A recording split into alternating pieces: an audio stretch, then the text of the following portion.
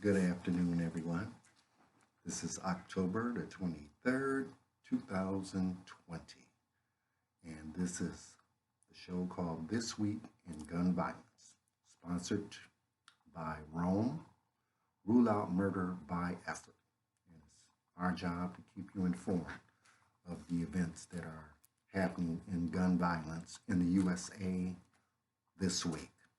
So we have three victims we'd like to talk about, and we're going to have some stats and facts like we always do, and a self-defense tip, and a memorial to the firemen once again until we get some answers on that. So let's get the show started. I hope everyone's out there having a good Friday and ready for a nice, safe, quiet weekend. So let's start. Topic 1. We have a gun violence victim or victims, and this is in the Detroit, Michigan area. And it happened earlier this month.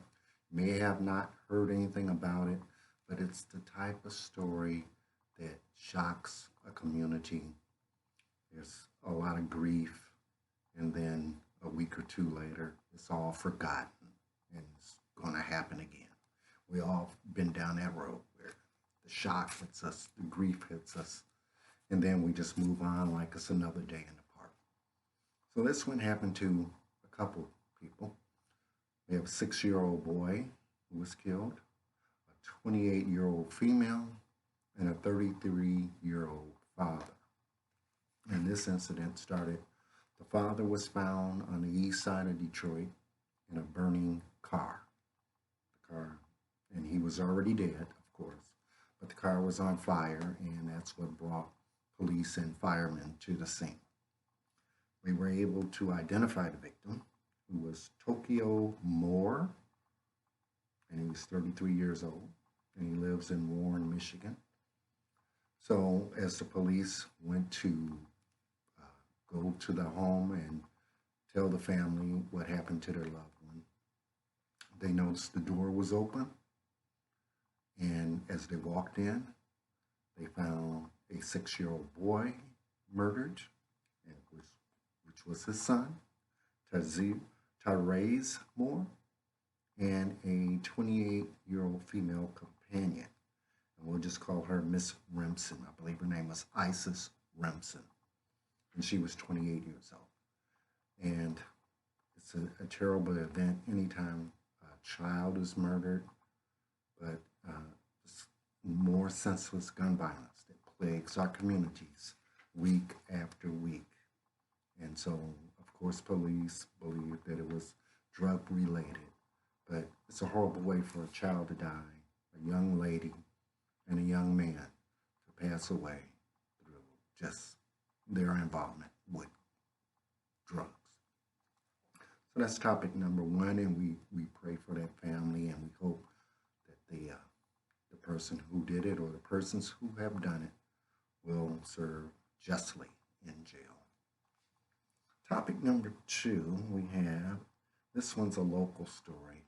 This happened at a Cleveland dollar store on 116th Street. I'm not sure if you're familiar with the area, but apparently a man and his family were taking too long to purchase their groceries at this dollar store. And they had some problem in which the means they were trying to pay for this stuff. And of course, people don't have a lot of patience, and so as they left the store, there was a person behind them who really felt that they took much too long. And so he followed them outside the store to the parking lot, where the security guard followed also, and an argument ensued. And after that, the security guard went back into the store. And at that point in time, the man pulled out a gun and shot Kenny Safhole of Euclid, Ohio. Shot and killed him in front of his girlfriend and her children over taking too long in making purchases at a dollar store. So you see what we're up against. It's more than just one type of violence. Some is gang related, some is drug related, and some we might even say is COVID related. But people are just taking the first means of solving a dispute, and that's usually with a gun. And what lacks gun laws and the ability to buy guns almost on every American street corner, this is the results of it. Then, thirdly, we have this one's another terrible story. It's about a murder suicide down in Johnson City, Tennessee, which is in the northeast corner of Tennessee, not too far from the Kentucky border. And what happened on that one? It was a case of domestic violence, where you have two 20-year-olds, a man and a woman, 20 years old each, and they both, the man ended up shooting the woman and, of course, taking her own life. And a lot of times, the reason why we brought this story up is because a lot of times people don't associate domestic violence with gun violence. We see it in the streets and so forth, or by the police, but they don't necessarily assume that domestic violence is gun violence, but it's a large part of gun violence in this country. And we'll give you some stats on that next week about domestic gun violence and how many people are injured and killed through domestic disputes that end up in gun violence.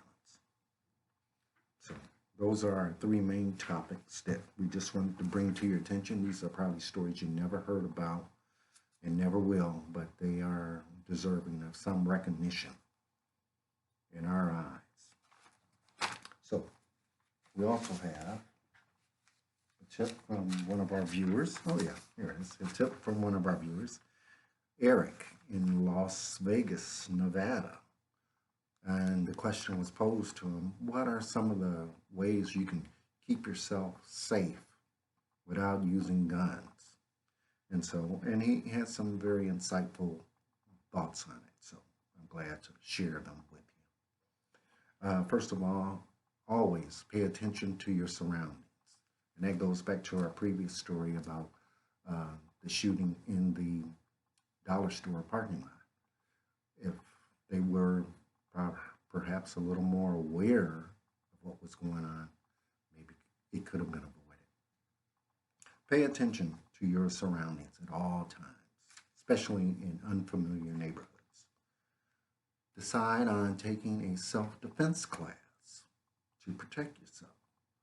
That would always help if you know some type of self-defense mechanisms or some experience you have in self-defense could help save you or somebody else's life that you are close to. And also, always stay physically fit. If you have to run, hide, or fight, it always helps if you're in shape to do so. So let's keep that in mind, always. Now, let's get over to one of our favorite groups, Gun Violence Archive, because they have all the latest data on gun violence throughout the United States. And I'd like to say I really appreciate their efforts, what they're doing over there. So this week, this is total gun violence in the U.S. As of today, October the 23rd, 34,719 gun violence deaths. Now, last week we were at 33,830. So approximately almost 1,000 more people have died by gun violence in 1 week. Homicides for the total for this year, 15,117. Last week we were at 14,690. So we've killed about another 500, 600 people in 1 week in homicide murder. It's quite a bit for even one country. In Europe, that probably wouldn't happen in a whole month for every country in Europe. But in America, we seem to accept $500 or $600 deaths every week. Children from 0 to 11, we're now currently at 234 deaths this year. And last week we were at 228, so we've moved up another 6 innocent children have been killed. And between the ages of 12 and 17, we're currently at 833. Last week we were at 801, so we've managed to kill off another 32 teenagers this week. What can you say? When is enough enough? Anyway, now this is just from October the 22nd, some of the gun violence victims in their cities. We have Anchorage, Alaska, 1 person died. In California, we have Merced, Barstow, and Stockton, each with 1 gun violence victim. In Indianapolis, Indiana, we have 1. South Bend, we have 2, and Fort Wayne with 1. 1 in Brooklyn, New York, Miami, Florida, Baltimore, 2 in Chicago, 1 in Colts Neck, Ohio, and 2 in Moss Point, Mississippi. And that just goes to show you that gun violence is not just in one area. It's not just in Chicago or Baltimore or South Central Los Angeles. It's in the entire United States, mainly in urban areas. But if you take a look at the gun violence map, you will see that it is inundated with gun violence victims in the South, from North Carolina, South Carolina, Georgia, Mississippi, Alabama. The map is just dotted up with victims all over. So, enough with our stats and facts for this week. And finally, we're going to finish, as we always do, with a tribute to our buddy Wilbert McCormick, who was 62 years old. He was a gun violence victim on July 27th of this year in Cleveland, Ohio, right around, if anybody knows where Patrick Henry Junior High School is, right there off of Eddy Road, which is the same street that he lived on. He was gunned down approximately 200 yards from his house, walking to the park for a little exercise on a summer evening. And he was shot and murdered right there on the curb of the park. No one seems to know. We don't have anybody who's coming forward, but we're requesting that you do. And if you do, you can always contact, if you want to remain anonymous, contact Crime Stoppers at 216-252-7463. Give them your story. You can stay anonymous, and you don't have to worry about being identified if that's what you're worried about. But we want some kind of resolution on this. So if you have any thoughts or any tips, you can always contact me here at Rome Corp. That's what we're known on as in the YouTube world. Give us your thoughts, and we'll probably see you next week.